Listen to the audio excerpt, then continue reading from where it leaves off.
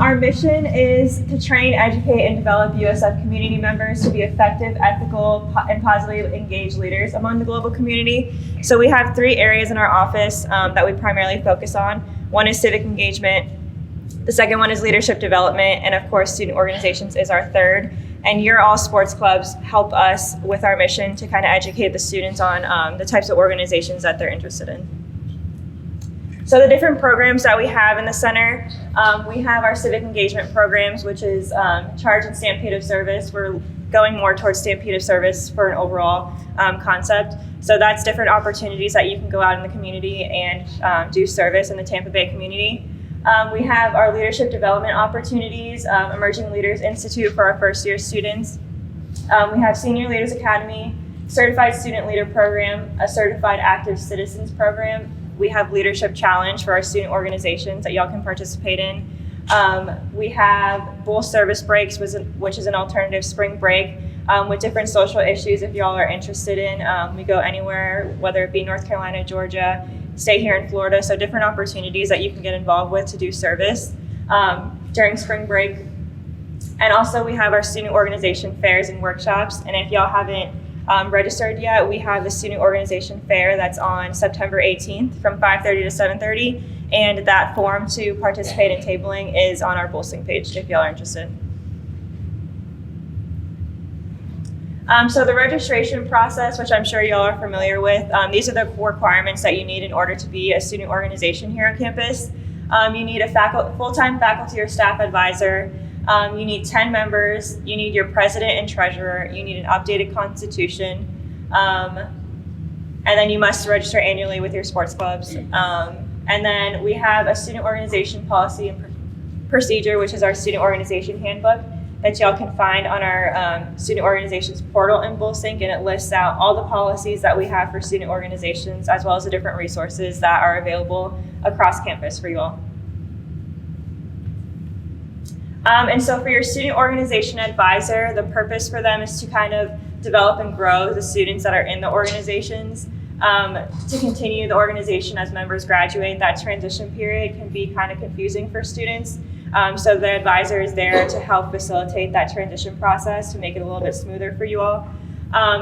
They are the experts in programming content, so making sure that they are aware of the programs that y'all are creating and where you guys are going for your sports. So they can kind of help with the transition with that as well. The resources that we have for student organization advisors, we have the advisor handbook, an expectation list, and a transition packet that's also available on our BullSync page for advisors. And so, like Antonio mentioned, BullSync is kind of where everything is housed for us. It's your lifeline to the CLCE and the USF community.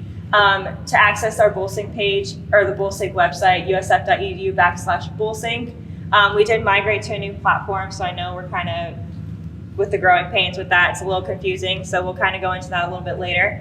But in BullSync, we have organization-related news and information that's posted on there daily from all organizations and departments across campus. We have service and volunteer opportunities that y'all can participate. That's on our BullSync page as well, the Center for Leadership and Civic Engagement. And then there's different USF departments and events and resources that are on there for each department and portal in BullSync. Also in BullSync, you can create events and collect RSVPs and track the attendance of students that are coming to your events. I think Antonio will show that a little bit later. You can create forms and polls for your organizations. You can message organization members in there if you want to send out a message to them all instead of just kind of clicking one by one. You can manage your rosters and email lists in BullSync. One thing to note is that I'm sure you all were able to download your roster manually in the old BullSync. In the new BullSync, you're not able to do that, so you'll want to work with your advisors or Antonio or the campus rec staff to make sure that you ask them for your roster, and then they'll come to the CLCE and we'll give that to them for you. So that's a little bit of a change from the old BullSync. So you can manage your rosters, your profiles, you can store important files and documents, and you can upload any photos or videos that y'all take in your organization. Other types of resources in the CLCE, we do BullSync training. We're going to be doing one for our Student Organization Leadership Development Week, so make sure you look out for that. That's something that we're going to be doing as part of that week to make sure that y'all know the different frequently asked questions that we've been getting from student organizations. We have our student organization portal.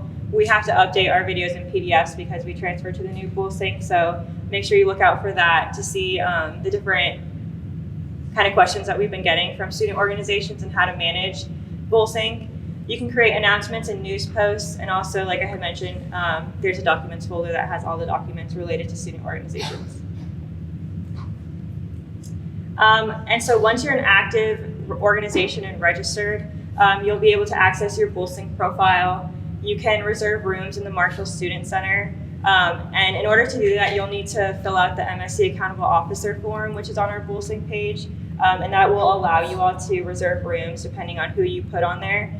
So that'll give you access to the Marshall Student Center if you ever need it. We have different CLC resources that I mentioned, and then you are eligible for ANSP funding from student government.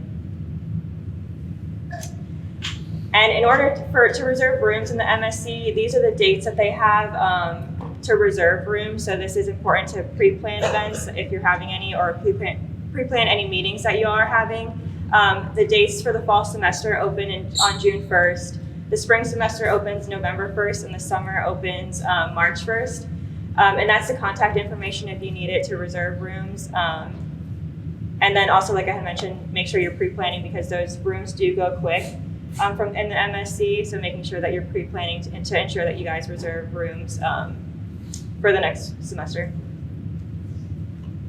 And then you're able to establish a bank account here. There's a bank account or a bank on campus, the credit union that y'all are able to access if you need it. And so in order to, with the change of officers, which I'm sure some of you have, you'll need to come to our office or go on our BullSync page and fill out the bank letter request form to change your officers on that bank account. And then we'll create that letter for you and you'll take it to the bank and they'll update your officer information.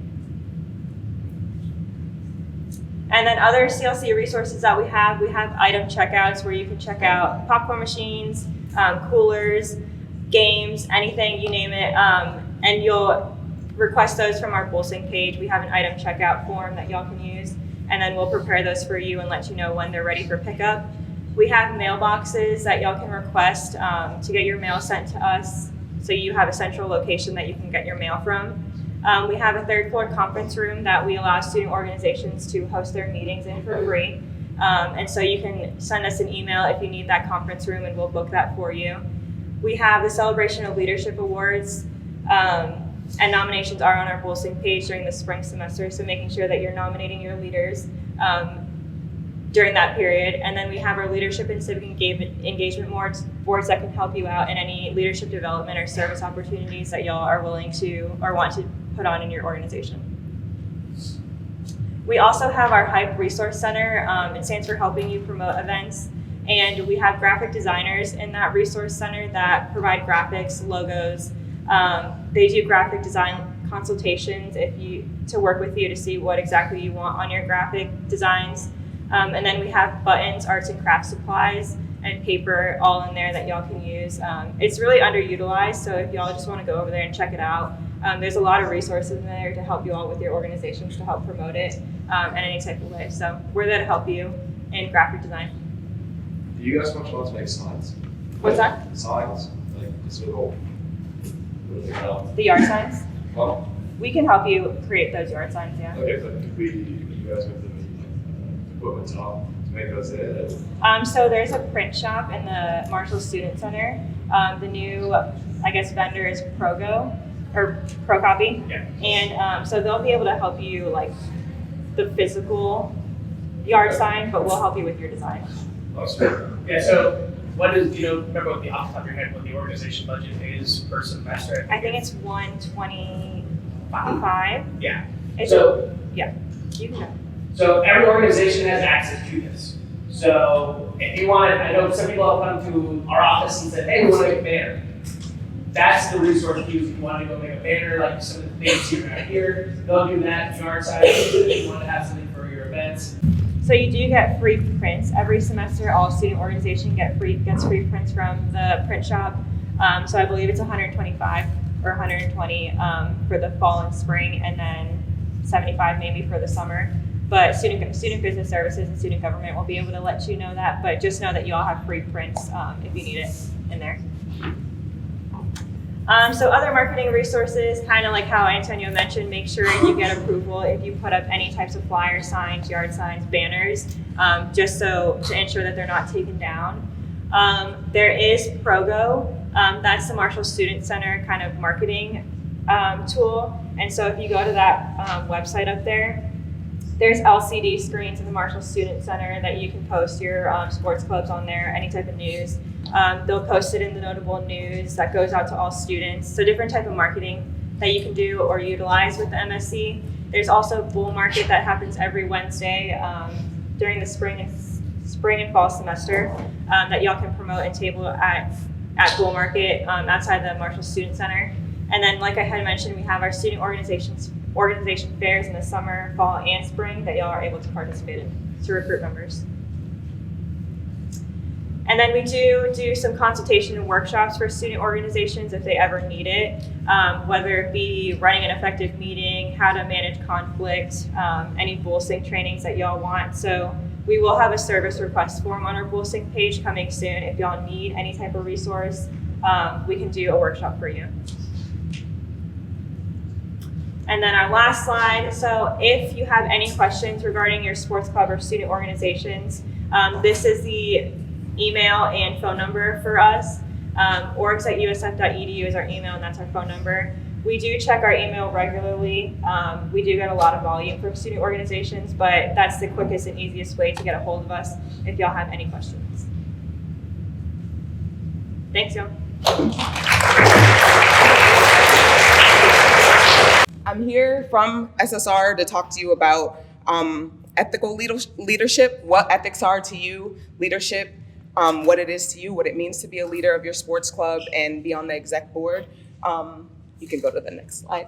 And we're gonna cover a bit about hazing. Some of us might not know what that is, what that looks like. It could be physical, emotional, mental. We'll talk about some of the myths, some of the realities in sport. And I just wanna address heads off, like, people automatically think fraternities, sororities, and sports club, that's the only place that hazing happens, and that's far from the truth. You're talking to a former student athlete and someone who's also a member of a sorority, and I know that that's not true. Hazing happens across the board. It happens in jobs. You're talking to a former police officer. It happens everywhere. So that's a narrative that I hope you're pushing out to people and trying to debunk that myth that it's only happening in this arena, because it's not. But I do want you to be informed if you don't know what that looks like, and also be able to inform the members that are going to be playing along on your teams. We'll talk briefly about time management. You're all students. You have 1,000 other things on your plate. You have families, you have partners, significant others, and things that you have to manage, and we want you to take care of yourselves.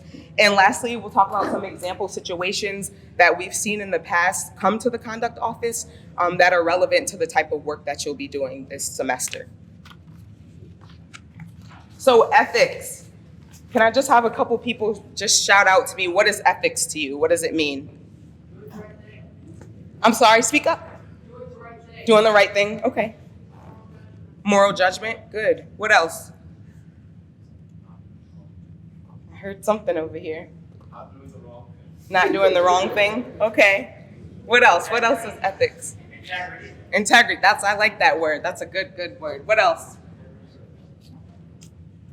That's a good start. You can go to the next one. So ethics is essentially, it's more moral principles that we govern ourselves by. So you're in your exec boards, your officers for your sports club team. So we're gonna think about our behavior and then the conduct that we're taking part in and the different activities we're doing for our sports clubs. And understanding that the students that are on your teams are gonna model you. Your personality is what's gonna lead your team. So keep that in mind. All right, leadership.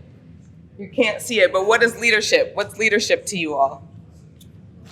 Just shout it out. Lead? How? How do you lead? Set a good example, positive energy. What else? Confidence, yes, you are ace back there. What else? What else is leadership? You're all here for a reason, so somebody saw something in you for you to be in this room. Anything else? Ethics. Good. Okay. We use this model. You can click for the next one. In conduct, I have to do a lot of seminars. About civility and ethics. And this is sports club, so we want everybody to be civil, obviously. We're not gonna all agree. We're not gonna always think we did the best on the court, the field, whatever, on the rink, the hockey rink. But we use these 5 principles where we respect others all the time. That's it, hands down. And we're serving others. All of you are leaders. You're serving students. You're extensions of this campus. You're extensions of the student recs and all the other organizations that you're a part of, because your name is on everything that you do here. Justice, shows justice. I don't really like that one. Maybe more like fairness. Like everybody, I don't know what the rules are here, but everybody should probably get a chance to play during the semester at some point. Manifesting honesty and building community. What better way to do that than to be a part of a sports team? So you are modeling the way. This next slide is just an example of how to test the principles. Like, is what you're doing legal? Like, that's a simple one. The smell test, we all know when we get that feeling, we're like, something's off here. Something doesn't feel good, something doesn't smell good. The front page test, there's a detail that I was on the police department where I was a part of the mayor's detail. And I remember specifically in my interview, they said to me, you are an extension of the mayor of the District of Columbia. Everything I did on and off duty was an extension of her. And they made it very clear to me, if your name was ever on the front page, it would not say Monique Rochon, former blah, blah, blah, blah. It would say Monique Rochon, mayor's detail security, this, this, and this. So keep that in mind for everything, the people on your team, the things that they're doing. You just want to be a decent human being here. And then the last one, mom test, dad test, slapping your favorite member, the family test. What do they feel about the things that they hear about us? They want to be proud of us. So keep that in mind when we're making our decisions. We all have gut instincts here, so there you go. All right, hazing. What is hazing? Just shout it out. If you know, you know. What's an example of hazing? Paddling. What was that? Paddling. Paddling? That's an example of hazing. What else?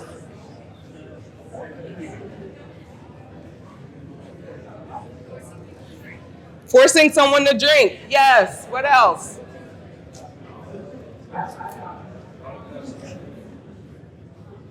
Anyone else? I'm sorry. Hey. Go ahead. Excellent. That's a good example. Treating new members differently.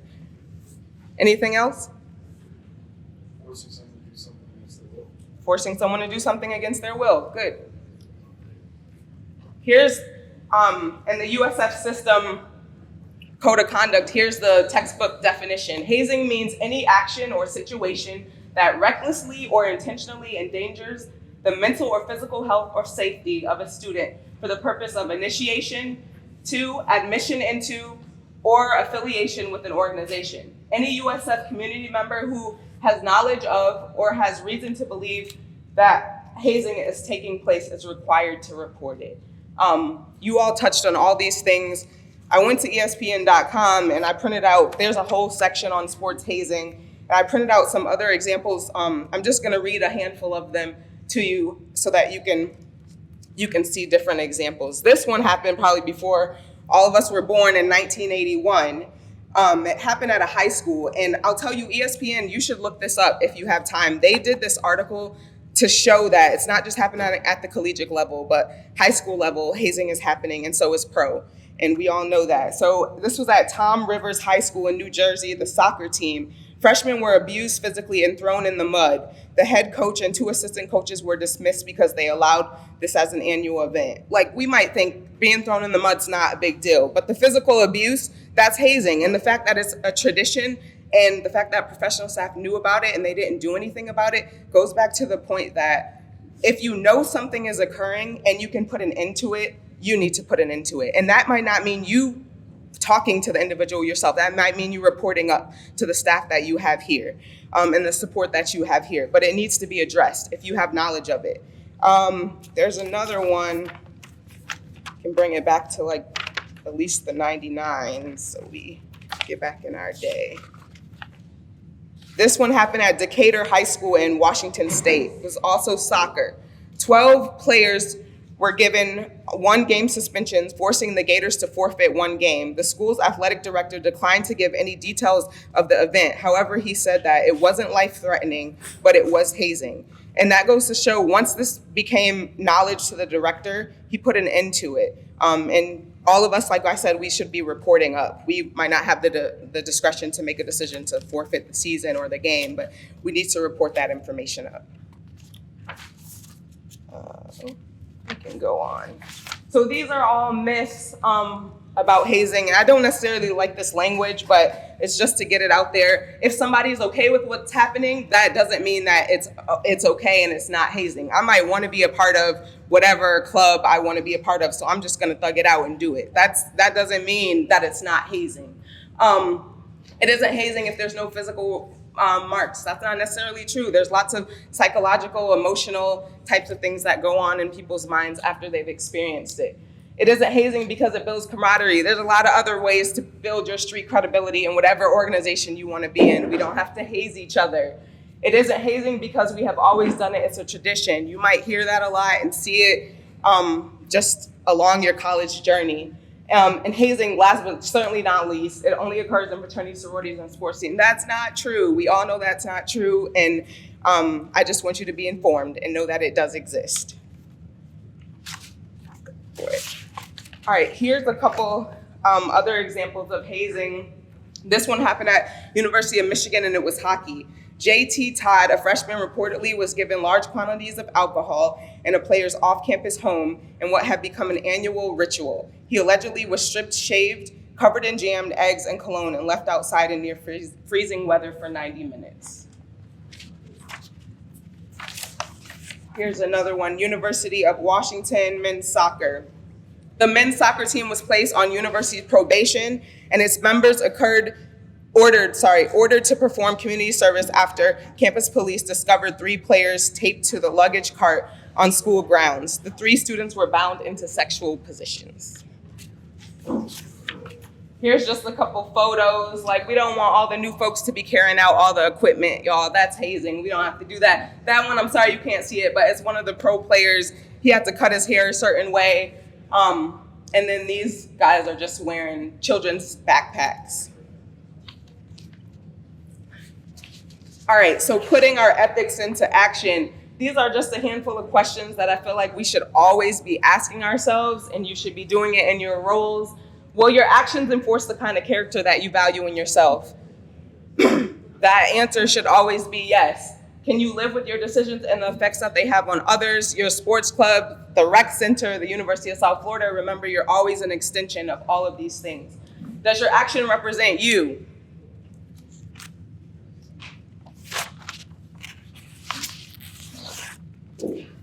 Okay, so these are some, sorry, the PowerPoint is like this. These are some examples you all may, situations you may face. So determining who travels and competes, it sounds like you have a lot of training this afternoon about that, but a lot of you are gonna be able to dictate that. So we wanna make sure we're doing that in a fair way. Like, for instance, if I'm the leader of my sports team, I can't just always have my best friends traveling. We need to make sure that everyone, or however the policy and procedure works, is getting a chance to be traveling.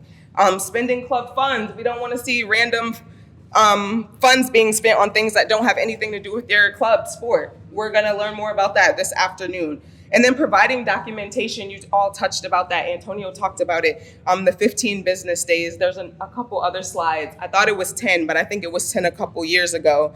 You have that 15 days and the business office is going to hold you to it. So make sure you're filling out those forms accurately. And then lastly, time management. There's going to be times where you can possibly delegate some of the things on your list of things to do to other members of your boards. You don't have to do everything. You need to be focusing on like the urgent things as the student leaders. This is the form. Is this what they still use? This is from 17. It's similar. It's similar. So this is the one that I'm talking about.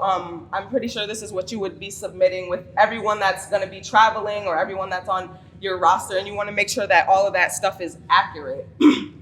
If we go to the next slide, there's 2 lines in particular. So the lines may have changed, but line 5 says, I understand that if we fell as an organization to notify the A&S building office, at least it should be 15 days, 15 business days prior to our departure about any changes to the travel, that it'll be forfeited. They hold you to that. Trust me, I've traveled with them. They hold you to it.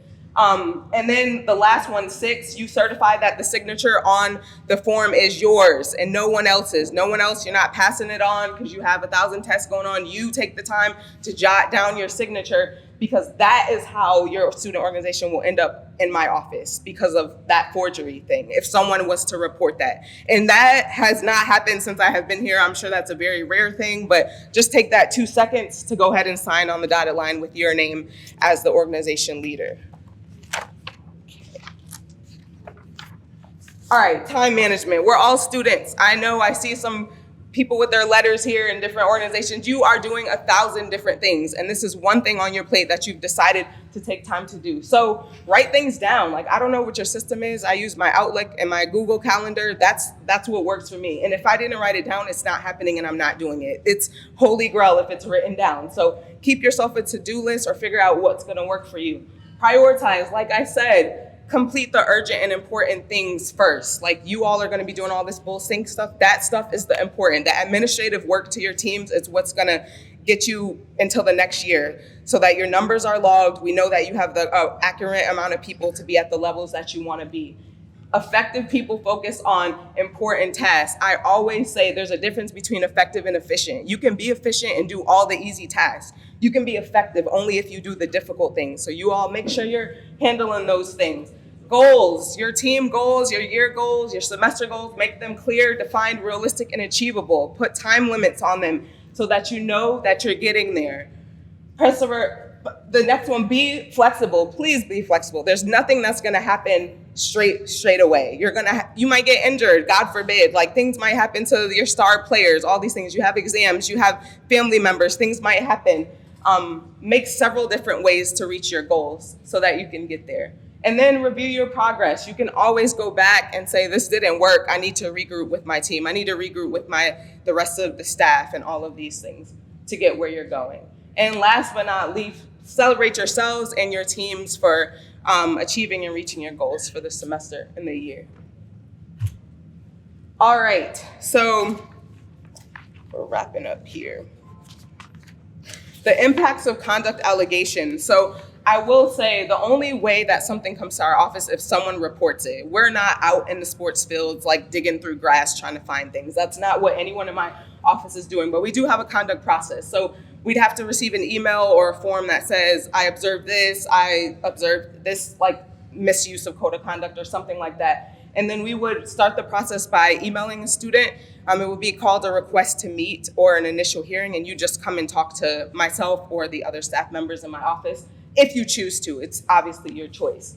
Other things that can lead up to a conduct violation is potential, you might not be able to travel for a certain amount of games with your team, possible removal from a leadership position, sanction to educational workshops within our office, and those do require the student to pay for them. And then the last two I haven't seen happen, organization suspension and dismissal. And this is not to put all this fear in you all. That's not what it is. Again, we want you to be informed that these things can happen. I haven't seen a lot of them happen, but they can happen. And then last but not least here, moving forward, just to recap, we want to focus on respecting others, respecting your teammates and everyone that you're working with here in Campus Rec, serving others, promoting the values of the campus recreational sports program and the USF values, manifesting trust within your teams, and building a good community here where students want to come play. And that's all I got.